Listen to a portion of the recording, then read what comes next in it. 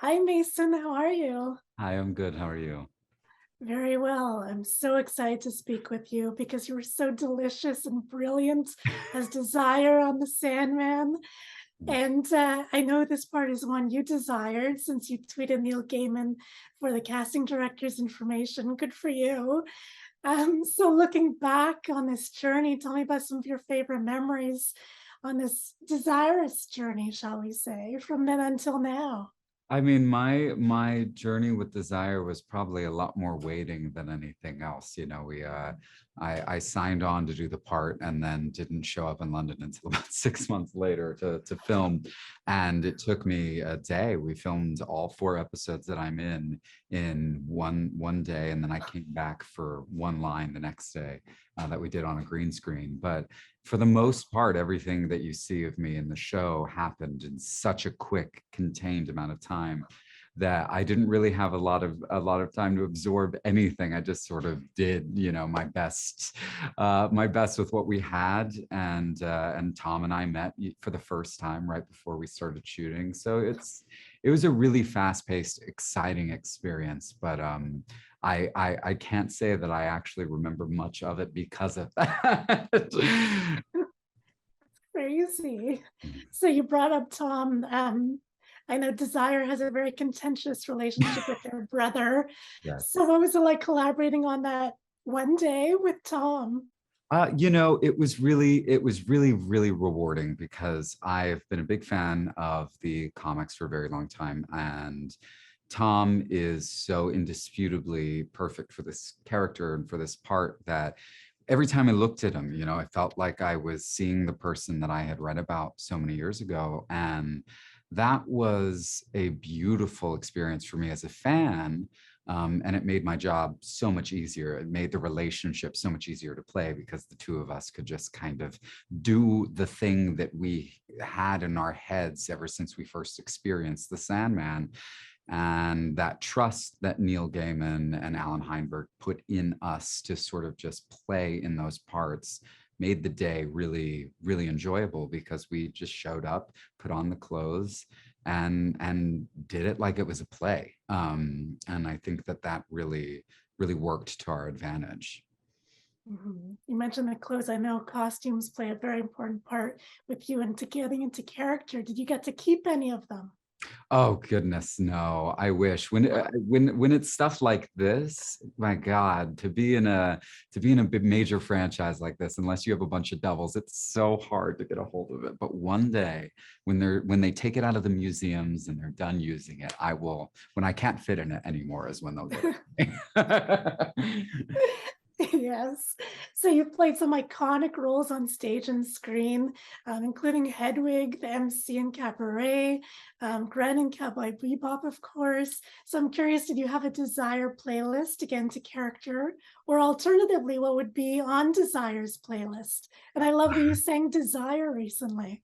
I was gonna say that would probably be Yeah. number one on the playlist. I'm sure if there's a season two, we're gonna try to find a way to sneak it in there. But yeah, Meg Myers' Desire is a killer song that really does encapsulate everything that I love about the character and about the emotion and the concept. But no, I didn't really have time for a playlist or to curate one. I usually do. I love using music to get into character, but for some reason I felt that because there was so much existing material, so much text, and I felt so close to what that was and what my idea of that was, I didn't really need a lot of external forces to kind of help me get to that place. It really just came down to the clothes and to Neil's words. And then every other department did everything else for us. They put us in the most amazing practical sets, and Tom is just a remarkable scene partner, and so is Donna Preston, who plays Despair,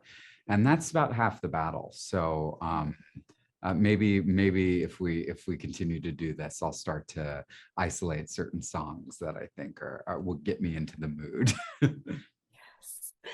And speaking of music, I have to know, you didn't get to interact on screen, but did you have any downtime with John Cameron Mitchell?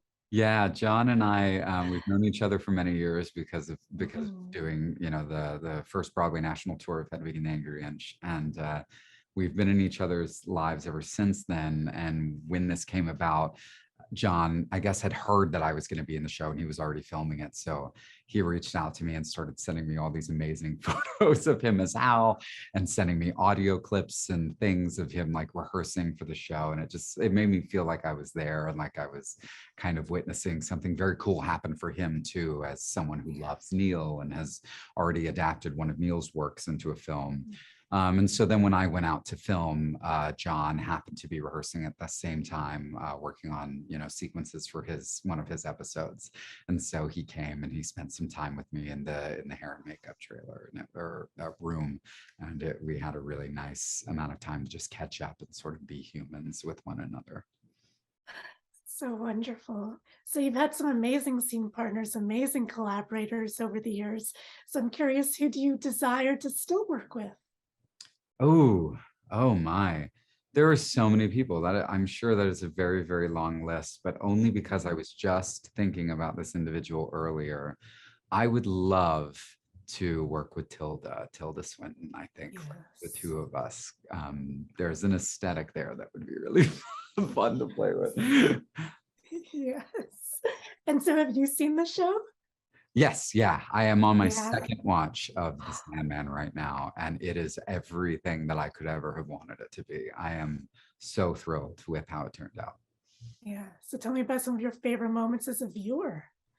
As a viewer, it's just really nice to see moments from the comics that were really directly lifted. Like I love issues of the comics that were so close in tone and in design and in words to what I read, because it just feels like it's a nice warm embrace, from something that you fell in love with a while ago. And I love episode 5 and 6. I think they go into each other so Yes. wonderfully, because 5 is unbelievably, terrifying and dark and psychological, and then you get to 6 and it's this beautiful breath of fresh air, and then I show up right at the end to kind of stirring up some nonsense. So that's a fun section of the season for me. Yeah, yeah. Those are my favorite episodes too, that I've been telling people about, but trying not to spoil. Yeah. And so what have you been watching lately other than this beautiful show? Oh goodness, I haven't had a lot of time to watch a whole lot of stuff recently, because we've been in press for this, and I'm Yeah. working on another series called Quantum Leap right now. So I'm, Yes. but I started recently watching the Obi-Wan series with my best friend, which is very nice, because I'm a huge fan of Star Wars, and it was that film, A New Hope, was definitely like one of the first times that I ever wanted to make movies as a very young kid. So I hold all of that very dear to my heart. And since you brought it up, I have to ask about Quantum Leap. What are Yeah. you excited for people to see? Oh, I'm just excited for them to re-immerse themselves into the mythos, into the lore of the show. Quantum Leap had such a rabid fan base, and with good reason. It's such a fun and wonderfully optimistic series, and I'm really looking forward to what we can accomplish with it in this day and age, because there are a lot of conversations that the show was having when it was originally airing that were groundbreaking at the time. And I think the inclusion and the cast that they have put together and the stories that we are going to be capable of telling in the continuation of it will hopefully continue to carry that flag all the way to the finish line. Mm. Well, thank you, Mason. Thank you so much for the art that you bring into the world. I really appreciate it. You're truly delightful in this role. I can't wait for everyone to see you in it. Have a lovely day. Thank you so much. Very nice to meet you. Thank you so much. You